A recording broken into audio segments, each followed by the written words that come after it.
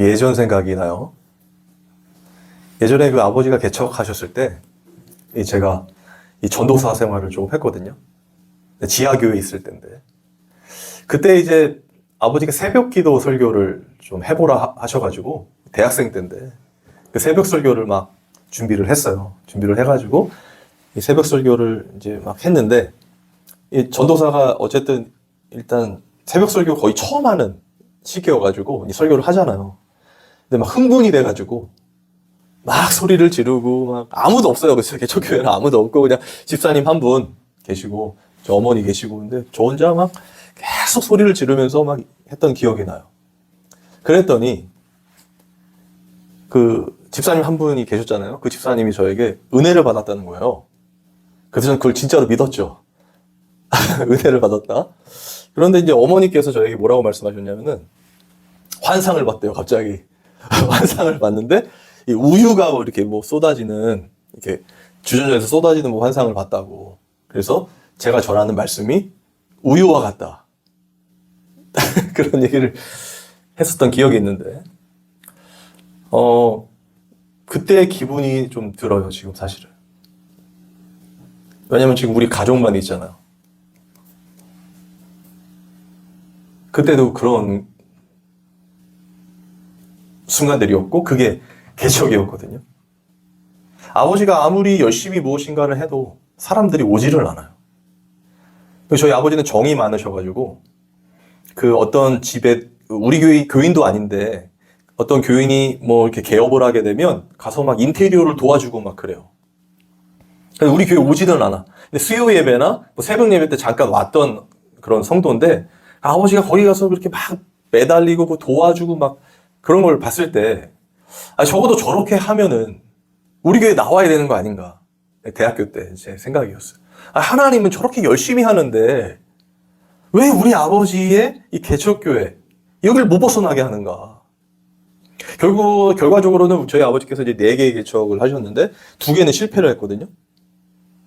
마지막 완전히 처참하게 실패해서 저희가 이제 제가 예전에 했던 설교를 보면은 막 이렇게 쫓겨나가지고 봉고차 생활을 했을 때가 있단 말이에요. 그런데 지금 하나님께서 저에게 다른 사람도 아니고 그 개척을 해서 그냥 아주 진절머리가 나고 막 죽을 뻔도 하고 막 했던 저에게 지금 개척을 시켜서 그것도 저희 교회가 아니라 제가 마련한 교회가 아니라 정말 좋은 친구가 개척을 했는데 그 개척의 그 공간이 있어서 거기를 이제 쉐어하면서 개척을 시켰어요. 하나님께 묻고 싶어요, 사실. 이게 지금 맞는 거냐고, 이게 지금. 이 가족만 앉혀놓고 또 지금 설교를 하고 있는데, 이게 기약 없이 가면 또 아버지처럼 되는 거 아닌가.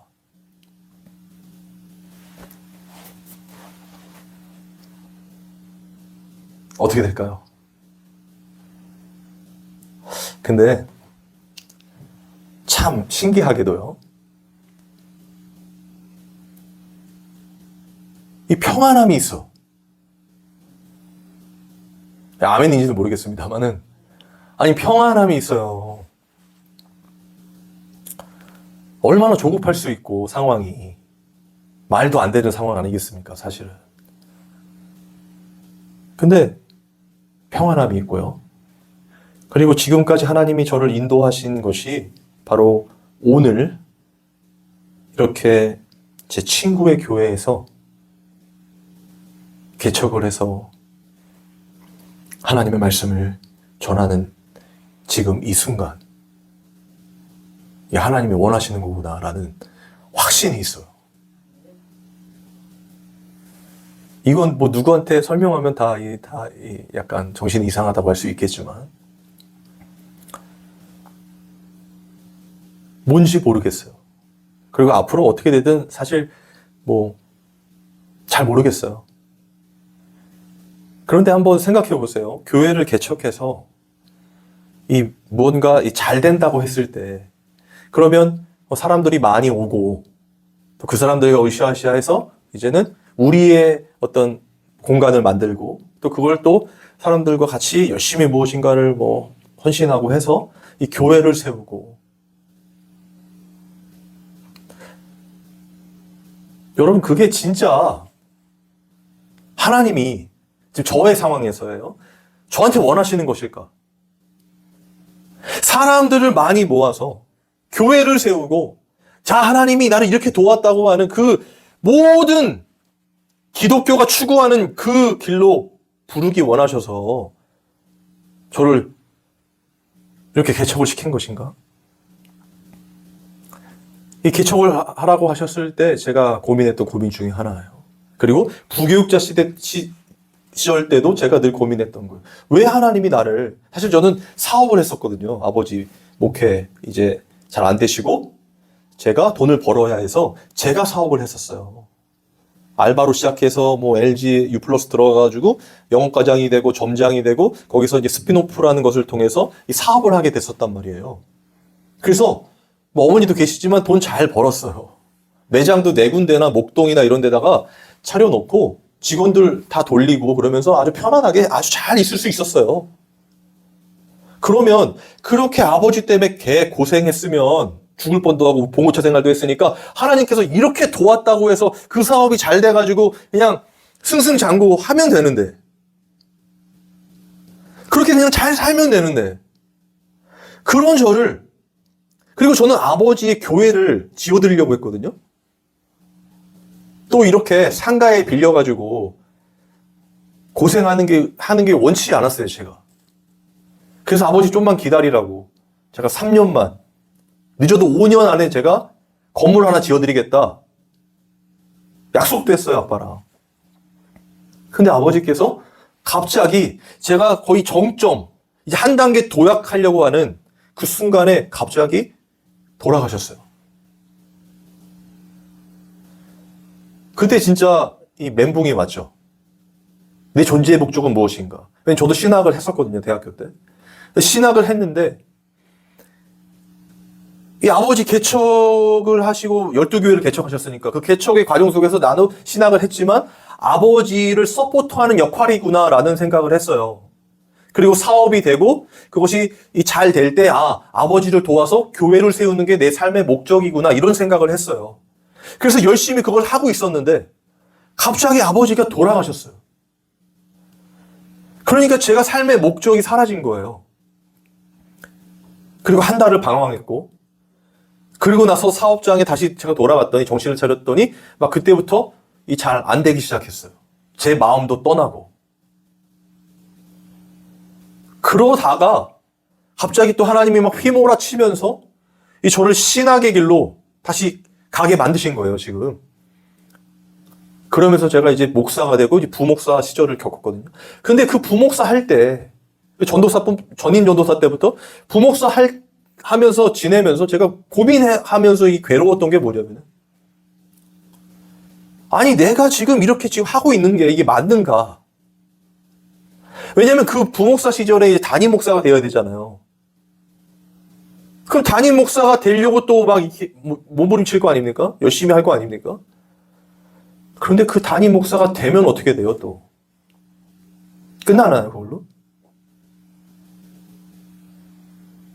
그 담임 목사가 됐을 때, 사실은 제가 만난 하나님, 저는 사실은 하나님의 말씀을 전하고 싶고, 제 안에 두신 그 말씀을 선포하는 게 목적이라고 생각을 했어요. 처음에 하나님 저를 부르실 때 다시 사업하다 불렀으니까 너는 진짜 내 말을 전해라. 내 양을 먹이고 치라 하셨으니까 그대로 하겠습니다 하고 했는데 제 삶은 그게 아니었어요.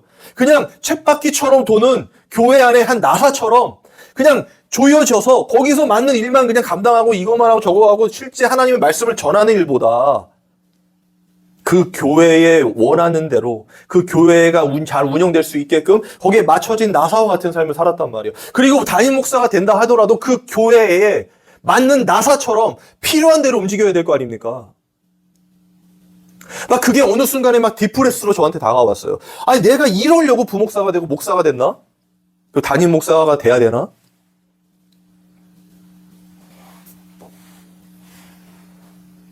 너무 괴로운 거예요. 그러면서 내가 목사하고 있는 이곳이 지금 맞는가라는 생각이 들었어요. 그렇다고 제가 정말 신실하게 하나님의 말씀만을 진짜 막 연구하고 그리고 그 말씀대로 살려고 거룩하게 살려고 노력하고 정말 정직하게 어떤 일을 행하려고 하는 그런 막 치열한 삶을 살았는가? 그렇지 않거든요. 여전히 제 욕심 따라 살았거든요. 그러면서 제 이 내면에서 정말 내가 목사가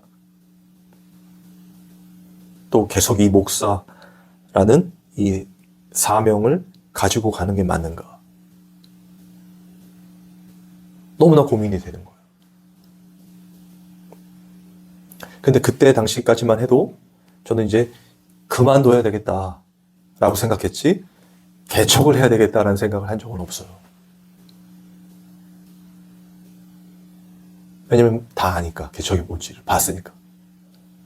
저 고등학교 때부터 돈을 벌었거든요. 거기다 아버지 다 갖다 드렸거든요.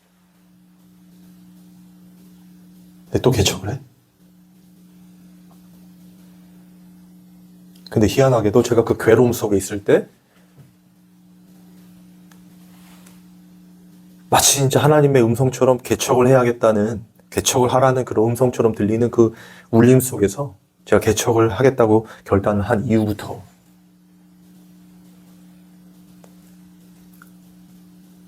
오늘까지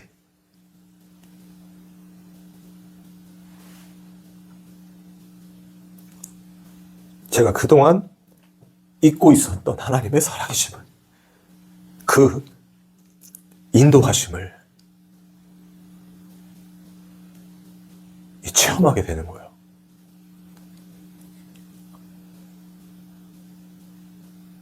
왜 하나님이 나를 지금까지 인도하셔서 지금 개척하게 하시고 지금 이 말씀을 전하게 하시는가? 다 제 인생의 중심에 제가 있었던 거예요. 제가. 왜 하나님은 나를 이렇게 하지? 왜 이렇게 만드시지? 왜 나를 이렇게 해서 이렇게 고생시키고, 내가 과거에 이렇게 고생해서 헌금도 많이 하고 사업할 때 많은 좋은 일도 많이 하고 교회를 위해 헌신도 많이 했는데 왜 아버지는 돌아가시고, 왜 또 나까지 목사 만들어서 결국에는 이 개척이라는 거, 좋은 교회 담임 목사로 잘 성장할 수 있게끔 해줘도 부족한데 왜 나를 이 개척을 시켜서 친구 교회에 와서 공간을 잠시 빌려서 예배를 드리게 하시는가? 기준이 저였어요. 근데 제가 개척을 하겠습니다 하고 결단한 이후부터는요,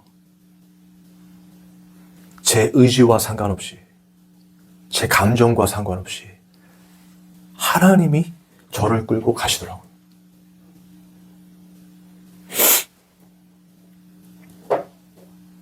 하나님이 저를 끌고 가세요. 이거는 경험해보지 못하면 알 수 없는 겁니다. 그러니까 느껴지는 게 뭔지 아십니까? 제 안에 평안함이 있다니까요.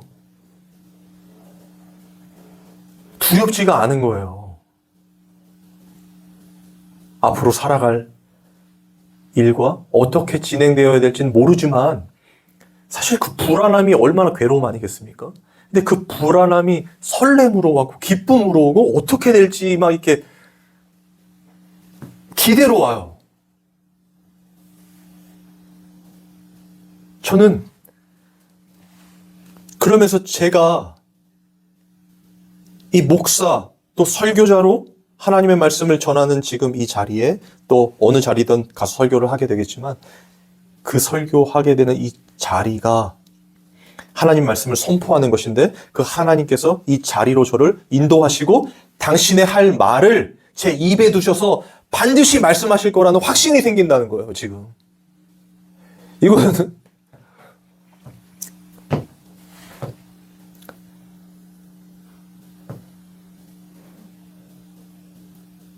이거는 뭐라고 진짜 제가 뭐 말할 수는 없어요. 그게 다 진짜 많은 사람들을 위해서일지 아닐지 저는 관심이 없어요. 제 관심은 그렇게 하나님이 나를 내가 원하는 대로가 아니라 하나님의 뜻대로 인도하시는 게,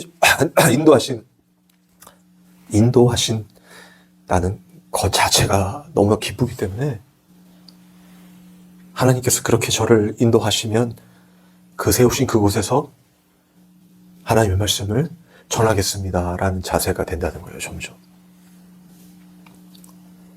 그게 오늘 본문의 말씀이거든요.